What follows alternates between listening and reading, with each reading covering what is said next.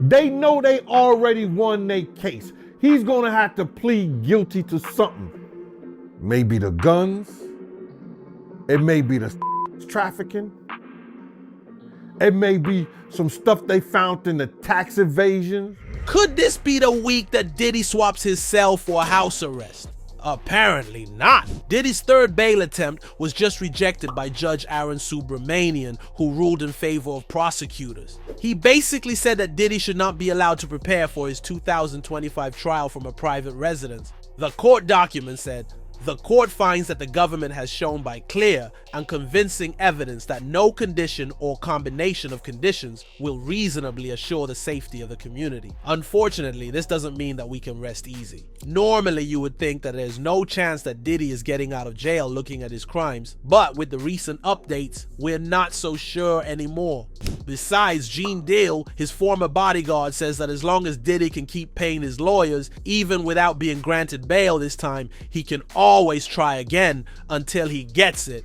How many bail hearings, as long as you got different information to present to the court, different evidence to present to the court that'll help his case or whatever, to get bail, they'll have one every month or every other month or whatever the lawyers present that. So you gotta realize he got a lot of money. Two previous judges, a district court judge and a magistrate judge, denied Diddy's bail. But here's where it gets juicy. Sean Diddy Combs appeared in court for a bail hearing in Manhattan Federal Court on Friday, November 22nd. The first thing that makes the public think Diddy is enjoying some unnecessary privileges is that he strutted into court without shackles. Yes, you heard that right. His legal team successfully argued that the whole shackled inmate look would taint potential jurors' perception of him. Judge Subramanian agreed, and just like that, Diddy got to ditch the cuffs. Now, was this about preserving his image for a fair trial? Or was this part of the larger Diddy PR strategy? Considering his history of keeping things flashy, I'd bet on the latter. And while he may have shown up with no physical chains, insiders said his dramatic weight loss made him almost unrecognizable.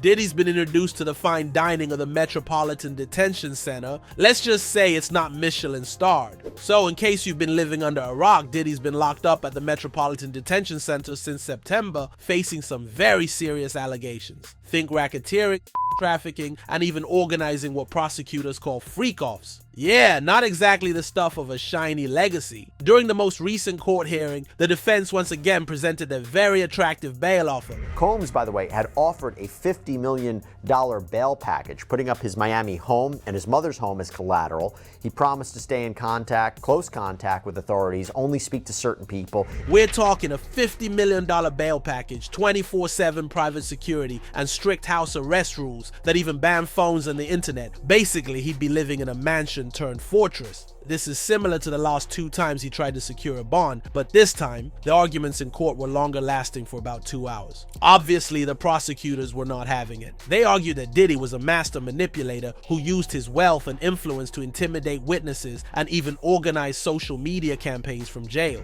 The prosecution telling the judge about attempts they say the rap mogul made from behind bars to influence everyone from potential jury to alleged victims. Diddy allegedly violated prison rules by using sneaky tactics like three-way calls and other inmates' access codes to make outside calls. Apparently, Diddy would pay inmates for their phone privileges and try to influence witnesses. He would then call people who are not on his approved contact list through a three-way phone call, where one person would be called and then connect Diddy to a victim on the phone. The whole thing is just messy, and according to prosecutors, the point of this is to blackmail victims and witnesses either into silence or provide testimony helpful to his defense. Prosecutors spent a long time saying that Combs is obstructing justice, and I know, Laura, we've talked a lot about this, from behind bars. They say that he's taking part in these three-way phone calls, which is against the rules there at the jail, and that he's been using other inmates' phone access codes, which is a big no-no.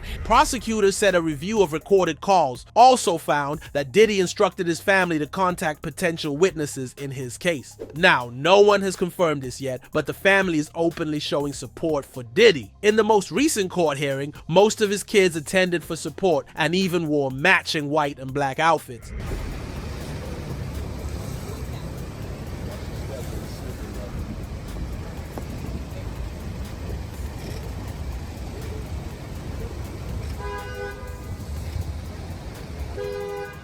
Oh, and let's not forget the infamous birthday video where his family wished him well while he called in from jail. The crew called him and had his youngest daughter sing him the birthday song. Happy birthday to Daddy. Yay! I love y'all so much. We love you too. Love you, Pastor. So much. I can't wait to see y'all. Yeah. Can't wait to see y'all. And I just want to say I'm proud of y'all. I'm proud of y'all, especially the girls. I mean, all of y'all. Man. Let's be honest, that was pretty cute. Maybe that's why the prosecutors say this was a ploy to sway potential jurors. It's not the first time that rich celebrities have tried to make themselves seem more approachable by spinning the narrative that they have stable families. According to insider reports, Diddy's lawyers even asked him not to allow that Instagram birthday post, but he said that he did not care since it was his birthday. It begs the question, if he cannot listen to his legal team regarding sensitive stuff like this if he gets bailed out, would he just ignore their advice and go against the terms of the bail? The prosecutors are calling for an end to all of these PR tactics, but the defense is not having it. They have accused prosecutors of a shady prison sweep. Remember how the prosecutors accused Diddy of talking to witnesses from prison. Apparently, they discovered this tidbit of information after Diddy's cell was raided and some of his notes were seized. It is standard practice in prison to sometimes carry out a random search of the inmates, and guards would usually seize anything they think is suspicious.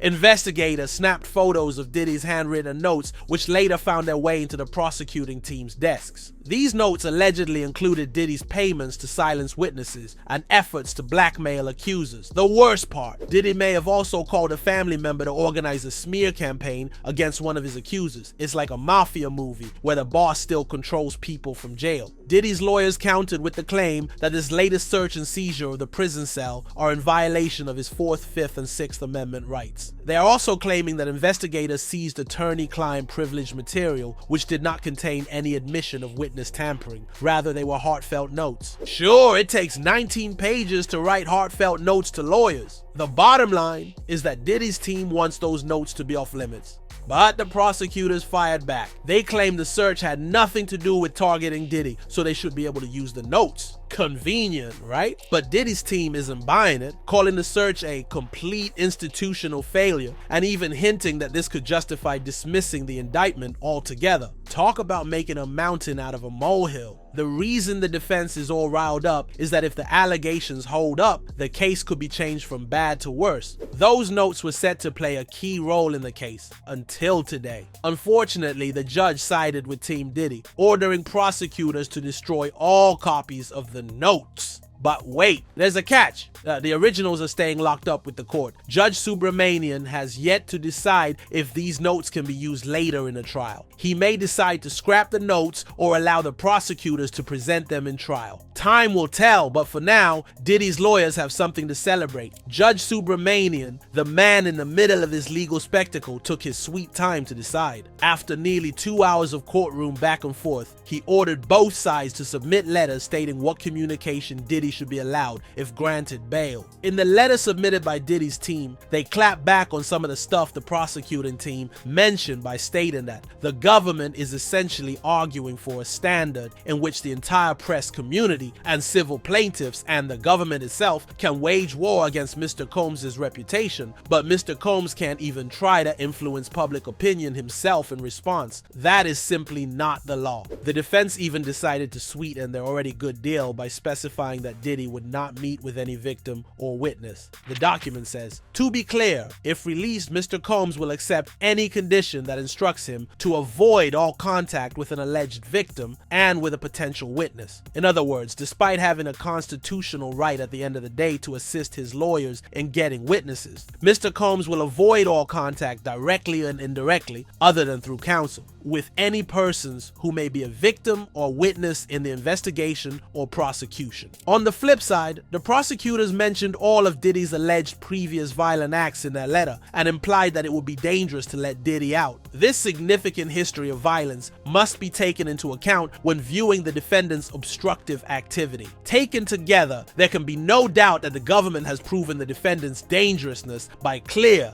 and convincing evidence. According to prosecutors, apparently, even staff members have reportedly testified to alleged misconduct, including physical assaults, threats of and objects being hurled their way. Not exactly the motivational boss vibes. Although the judge was on their side regarding the notes, granting bail is another issue entirely. Thankfully, he chose to deny the bail. Diddy's legal team initially proposed home detention at his Miami mansion, complete with its private boat dock. The judge, however, gave that a hard pass, pointing out the obvious risk of Diddy turning into a yacht-dwelling fugitive. Instead, they floated the idea of a 3-bedroom Manhattan apartment. Smaller, less, but it was not enough to sway the court. Given Diddy's track record of bending the rules, even a box might not feel restrictive enough.